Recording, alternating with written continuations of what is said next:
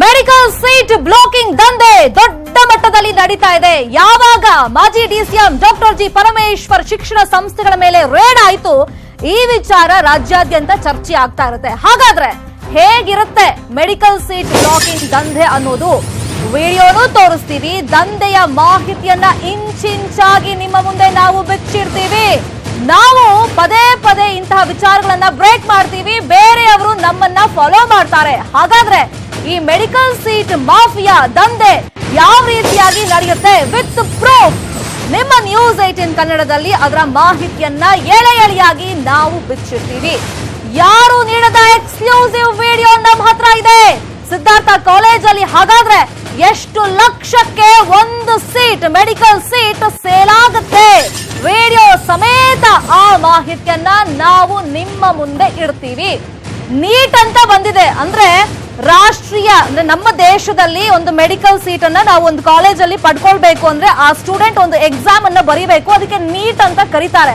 So ಆ NEET exam ಬರೆದ ಮೇಲೆ ನಾವು ಎಲ್ಲಿ ಬೇಕಾದ್ರೂ ಸೀಟ್ ಅನ್ನ ಪಡ್ಕೊಳ್ಬಹುದು. ಈ ರೀತಿ ದಂಧೆಗೆ ಕಡಿವಾಣವನ್ನ ಹಾಕಬೇಕು ಅಂತಾನೆ ನೀಟ್ ಎಕ್ಸಾಮ್ ಬಂದಿರೋದು. ಆದ್ರೆ ಈ ನೀಟ್ ಎಕ್ಸಾಮ್ ಬಂದ ಮೇಲೂ ಕೂಡ ಈ ರೀತಿ ಮೆಡಿಕಲ್ ಸೀಟ್ ಬ್ಲಾಕಿಂಗ್ ದಂಧೆ ನಡೀತಾ ಇದೆ. ಹಾಗಾದ್ರೆ ಅದು ಯಾವ ರೀತಿಯಾಗಿ ನಡೆಯುತ್ತೆ? ಐಟಿ ದಾಳಿ ಆದ ಕಾಲೇಜ್ಗಳಲ್ಲಿ ಸೀಟ್ ಹಾಗಾದ್ರೆ ಸೇಲ್ ಯಾವ ರೀತಿಯಾಗಿ ಆಯ್ತು, ಆ ಬಗ್ಗೆ ಪಿನ್ ಟು ಪಿನ್ ಡೀಟೇಲ್ಸ್ ಅನ್ನ ನಿಮ್ ಮುಂದೆ ಇಡ್ತೀವಿ ವಿಡಿಯೋ ಸಮೇತ.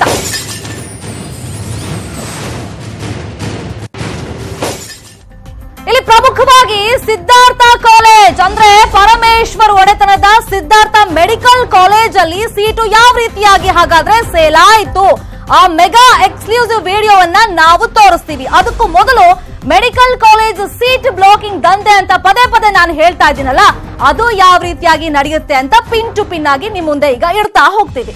ಮೆಡಿಕಲ್ ಸೀಟ್ ಬ್ಲಾಕಿಂಗ್ ಅನ್ನೋದು ಒಂದು ದೊಡ್ಡ ದಂಧೆಯಾಗಿ ಸದ್ಯಕ್ಕೆ ನಡೀತಾ ಇದೆ. ಸೊ ಇಲ್ಲಿ ಕಾಲೇಜು ಅಧಿಕಾರಿಗಳು, ಬ್ರೋಕರ್ ಹಾಗೇನೆ ವಿದ್ಯಾರ್ಥಿಗಳ ಮಧ್ಯದಲ್ಲಿ ಡೀಲ್ ಆಗುತ್ತೆ. ಅಂದ್ರೆ ರ್ಯಾಂಕಿಂಗ್ ವಿದ್ಯಾರ್ಥಿಗಳಿಗೆ ಮೊದಲು ಕೌನ್ಸಿಲಿಂಗ್ ಅನ್ನೋದು ನಡೆಯುತ್ತೆ. ಅವರವರ ರ್ಯಾಂಕ್ ಆಧಾರದ ಮೇಲೆ ನೀವು ಯಾವ ಕಾಲೇಜ್ ಚೂಸ್ ಮಾಡ್ಕೊಳ್ಬೇಕು ಅಂತ ಕೌನ್ಸಿಲಿಂಗ್ ನಡೆಯುತ್ತೆ.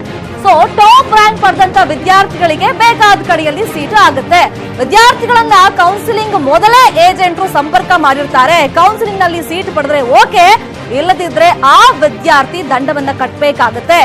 ಏನೋ ದಂಡವನ್ನ ಯಾವ ರೀತಿ ಕಟ್ಟಬೇಕು, ಎಷ್ಟು ಮೊತ್ತ ಕಟ್ಟಬೇಕು ಅಂತೆಲ್ಲ ಏಜೆಂಟ್ ಅದನ್ನ ಬುಕ್ ಮಾಡ್ತಾರೆ. ಒಂದು ಕಾಲೇಜ್ಗಷ್ಟೇ ಅಡ್ಮಿಷನ್ ಆಗ್ತಾರೆ ರ್ಯಾಂಕ್ ಪಡೆದಂತ ವಿದ್ಯಾರ್ಥಿಗಳು. ಅಂತ ವಿದ್ಯಾರ್ಥಿಗೆ ಹಣ ಕೊಟ್ಟು ಕಾಲೇಜ್ ಅವರು ಬ್ಲಾಕ್ ಮಾಡ್ಬಿಡ್ತಾರೆ.